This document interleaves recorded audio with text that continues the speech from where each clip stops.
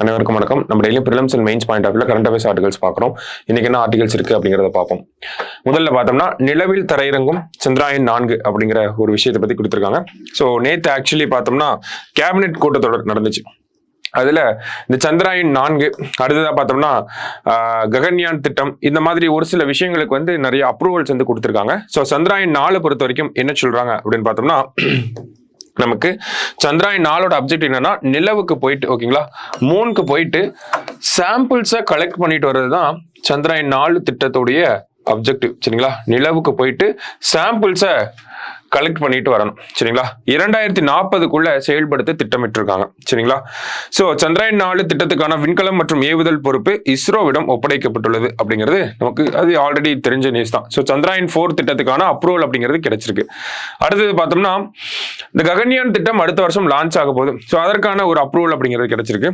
அடுத்ததா பார்த்தோம்னா விண்வெளி நிலையம் ஓகேங்களா, நம்ம பிரதமர் என்ன சொல்லியிருக்காரு அப்படின்னு பார்த்தோம்னா பாரத் அந்தரிக்ஷ் ஸ்டேஷன் அப்படின்னு சொல்லியிருக்காங்க. ஓகேங்களா, பாரதிய விண்வெளி நிலையம் அப்படின்னு சொல்லியிருக்காங்களா, பாரத் அல்லது பாரதிய அந்தரிக்ஷ் ஸ்டேஷன் அப்படின்னு சொல்லியிருக்காங்க. அதாவது நமக்கு சர்வதேச விண்வெளி நிலையம் இருக்கும், இன்டர்நேஷனல் ஸ்பேஸ் ஸ்டேஷன். அதே மாதிரி இந்தியாவுக்குன்னு ஒரு பிரத்யேகமான ஸ்டேஷன். இதை 2035 உருவாக்கணும் அப்படிங்கிறத நம்ம பிரதமர் சொல்லியிருக்காரு. அதே மாதிரி பார்த்தோம்னா 2040 நிலவுக்கு மனிதர்களை அனுப்பக்கூடிய திட்டத்தை இந்தியா டார்கெட்டா வச்சிருக்காங்க. அப்ப ரெண்டு முக்கியமான டார்கெட். 2035 இந்தியாவுக்குன்னு ஒரு ஸ்பேஸ் ஸ்டேஷன், 2040 அப்படின்னு பார்த்தோம்னா நமக்கு நிலவுக்கு மனிதர்களை அனுப்பக்கூடிய திட்டம். அடுத்ததா பார்த்தோம்னா வீனஸ் ஆர்பிட்டார் மிஷன் ஓகேங்களா, சுக்ரியான் அப்படின்னு சொல்லி இந்த திட்டத்துக்கு முன்னாடி சொல்லியிருந்தாங்க ஓகேங்களா, வெள்ளி கிரகம் ஓகேங்களா. ஸோ வீனஸ்க்கு எப்படி நம்ம நவம்பர் 2013 மார்ஸ்க்கு மங்கள்யான் அப்படிங்கிற ஒரு திட்டத்தை அனுப்பியிருந்தோமோ, மார்ஸ் ஆர்பிட்டார் மிஷன் மம் அப்படின்னு சொல்லுவோம் ஓகேவா. அதே மாதிரி வெள்ளி கிரகத்துக்கு ஒரு ஆர்பிட்டாரை வந்து நம்ம அனுப்ப போறோம். ஸோ அதற்கான அப்ரூவல் அப்படிங்கிறதும் கிடைச்சிருக்கு. அடுத்ததா பார்த்தோம்னா நமக்கு மறுசுழற்சி விண்கலம் அப்படின்னு சொல்லி கொடுத்துருக்காங்க. அதாவது இதை என்ன சொல்றாங்கன்னா NGLV அப்படின்னு சொல்றாங்க, நெக்ஸ்ட் ஜெனரேஷன் லான்ச் வெஹிக்கிள். அதான் NGLV ஓகேவா. இதோட பேர் என்ன அப்படின்னு பார்த்தோம்னா Pushpak. Okay, next generation launch vehicle, இதோட பேர் வந்து புஷ்பக்.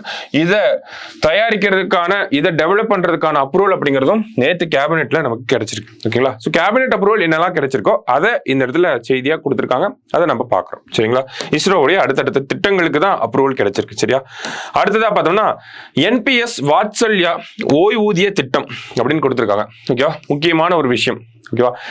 2024 மத்திய பட்ஜெட்ல அறிவிக்கப்பட்ட ஒரு திட்டம். நேத்து நம்ம மத்திய நிதியமைச்சர் அவர்கள் இந்த திட்டத்தை தொடங்கி வச்சிருக்காங்க. யாருக்கான திட்டம்? ஓய்வூதியம் அப்படின்னு கொடுத்திருக்காங்க. முதியோர்களுக்கா, பெண்களுக்கா, இல்ல பாதிக்கப்பட்ட மக்களுக்கா, யாருக்கு அப்படின்னு பார்த்தா சிறார்களுக்கு அப்படின்னு சொல்றாங்க.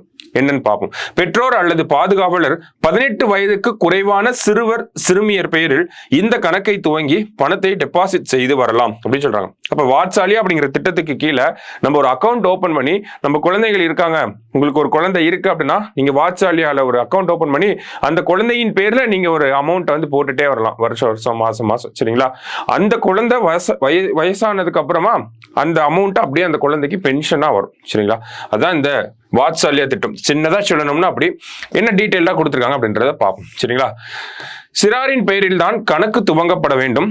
வாத்சல்யா கணக்கு துவங்குவோருக்கு பிரான் எனப்படும் நிரந்தர ஓய்வூதிய கணக்கு எண் வழங்கப்படும். ஓகேங்களா, சோ இந்த அக்கௌண்ட் ஓபன் பண்றவங்களுக்கு பிரான் அப்படின்னு சொல்லக்கூடிய ஒரு ஐடென்டிபிகேஷன் நம்பர் அப்படிங்கறத கொடுப்பாங்க.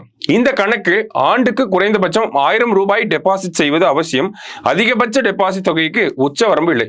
அப்ப ஒரு இயருக்கு மினிமம் நம்ம 1000 ரூபாயாவது டெபாசிட் பண்ணியிருக்கணும். சரிங்களா, அக்கௌண்ட் ஓபன் பண்ணி சும்மா வச்சிருக்க கூடாது. 1000 ரூபாயாவது டெபாசிட் பண்ணியிருக்கணும்.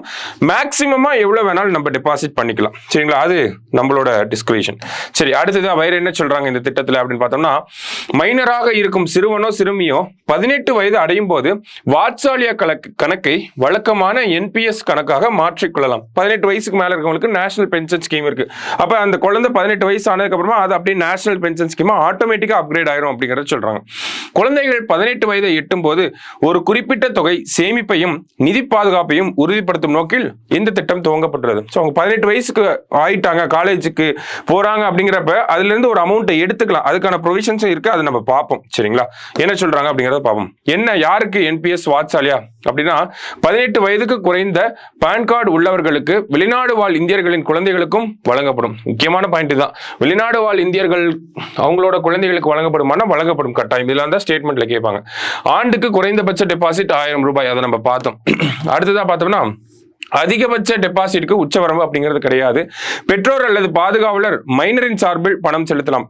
கண்டிப்பா அந்த குழந்தைங்கனால போய் செலுத்த முடியாது, அப்ப பெற்றோர்கள் அல்லது கார்டியன்ஸ் அவங்க தான் பண்ணி ஆகணும். சரியா, 15 வயதை எட்டும் போது வழக்கமான என்பிஎஸ் ஓய்வூதிய கணக்காக மாறும். பங்குச்சந்தை, அரசு பத்திரங்களில் முதலீடு வாய்ப்புகள் உண்டு அப்படிங்கிறதெல்லாம் நமக்கு கொடுத்திருக்காங்க.